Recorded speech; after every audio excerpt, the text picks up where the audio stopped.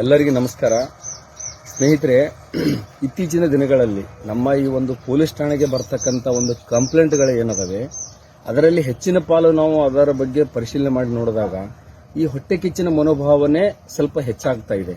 ಆ ಗ್ರಾಮದ ಯಾರಾದರೂ ಸಂಬಂಧಿಕರು ಇಲ್ಲಿ ದೂರು ಕೊಡ್ಲಿಕ್ಕೆ ಬಂದ್ರೆ ಅಥವಾ ಗ್ರಾಮದಲ್ಲಿ ಯಾರಾದರೂ ಬೆಳೀತಾ ಇರ್ತಾರೆ ಅಂಥವ್ರ ಮೇಲೆ ಯಾವುದೇ ರೀತಿ ದೂರು ಬಂದ್ರೆ ಹಿಂದ್ಗಡೆಯಿಂದ ಅವ್ರ ಕಡೆ ಇವ್ರ ಕಡೆ ಫೋನ್ ಮಾಡಿಸೋದಾಗ್ಲಿ ಅಥವಾ ಬಂದು ಹಿಂದ್ಗಡೆಯಿಂದ ಹೇಳೋದಾಗ್ಲಿ, ಸರ್ ಅವ್ನ ಕಡೆ ದುಡ್ಡು ಭಾಳ ಅದಾವೆ, ಅವನಿಗೆ ಮೆತ್ತಗೆ ಮಾಡಿರಿ, ಹೊಡೀರಿ, ಅವನ ಮ್ಯಾಗ ದುಡ್ಡು ಉಸುಲು ಮಾಡ್ರಿ, ಅವ್ನು ಸ್ವಲ್ಪ ಹಾಳಾಗ್ಲಿ ಅಂತಕ್ಕಂಥ ಒಂದು ವಿಚಾರ ಒಳಗಿಟ್ಟುಕೊಂಡು ಇಲ್ಲಿ ಬಂದು ಹೇಳ್ತಾ ಇರ್ತಾರೆ. ದಯಮಾಡಿ ಇಂಥ ಒಂದು ನಿಷ್ಕೃತ್ಯಗಳನ್ನು ಮಾಡಬೇಡಿ.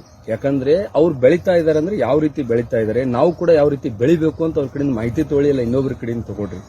ಈ ರೀತಿ ಮಾಡಿ ನಾಳೆ ನಿಮ್ಮ ಮಕ್ಕಳಿಗಾದ್ರೂ ಒಳ್ಳೇದಾಗಲಿ. ನಿಮ್ಮ ಮಕ್ಕಳಲ್ಲಿ ಇದೇ ಒಂದು ಮನೋಭಾವನೆ ಬೆಳೀತದೆ. ದಯಮಾಡಿ ಬೆಳೆಯೋರು ಬೆಳಿಲಿ, ನೀವು ಅಸೂಯೆ ಪಡಬೇಡಿ. ನೀವು ಕೂಡ ಬೆಳೀತಕ್ಕಂಥ ವಿಚಾರವನ್ನ ಮಾಡಿ. ಬೆಳೆದವ್ರಿಗೆ ಕಾಲು ಎಳೆದ್ರಿಂದ ಅವ್ರು ಏನೂ ಆಗಂಗಿಲ್ಲ. 4 ದಿನ ತೊಂದರೆ ಆಗುತ್ತೆ, ಅದನ್ನ ಬಿಟ್ಟು ಏನಾದ್ರೂ ಆಗ್ಲಿ ಅಂತ ಲಿಂಬಿಕೆ ಹೋಗ್ಯೋದು ಅವು ಹೋಗ್ಯೋದು ಯಾವ ಕೆಲಸಕ್ಕೆ ಬರಂಗಿಲ್ಲ. ದಯಮಾಡಿ ನಾನೇನು ಹೇಳ್ತೀನಿ ಅಂದ್ರೆ ನಿಮ್ಮ ವಿಚಾರ ನಾಳೆ ನಿಮ್ಮ ಮನೆತನಕ್ಕೆ ನಿಮ್ಮ ಮಕ್ಕಳಿಗೆ ಒಳ್ಳೇದಾಗಲಿ. ಇಂಥ ಕೆಟ್ಟ ವಿಚಾರ ಇಟ್ಕೋಬೇಡಿ. ಬೆಳೆಯೋರು ಬೆಳೀಲಿ, ನಿಮ್ಮ ಮಕ್ಕಳಿಗೆ ಕೂಡ ಭಗವಂತ ಒಳ್ಳೇದು ಮಾಡಲಿ, ನಮ್ಮ ಮಕ್ಕಳು ಕೂಡ ಒಂದು ಉನ್ನತ ಮಟ್ಟಕ್ಕೆ ಹೋಗಲಿ ಅಂತ ಭಗವಂತನಿಗೆ ಪ್ರಾರ್ಥನೆ ಮಾಡಿ. ಹೊಟ್ಟಿಗೆಚ್ಚು ಪಟ್ಟು ಲಿಂಬೆ ಹಣ್ಣು ಹೋಗಿದೆ, ಮೆಣಸಿನಕಾಯಿ ಕಟ್ಟಿದೆ, ಯಾವುದೇ ರೀತಿ ಪ್ರಯೋಜನ ಬರಂಗಿಲ್ಲ. ದಯಮಾಡಿ ಅಂತ ವಿಚಾರನ ಎಲ್ಲರೂ ತೆಗೆದು ಹೋಗಬೇಕಾಗಿ ನಾನು ನಿಮ್ಮೆಲ್ಲರಲ್ಲಿ ಕೈ ಮುಗಿದು ಕೇಳ್ಕೊತೀನಿ. ಧನ್ಯವಾದ. Download ShareChat.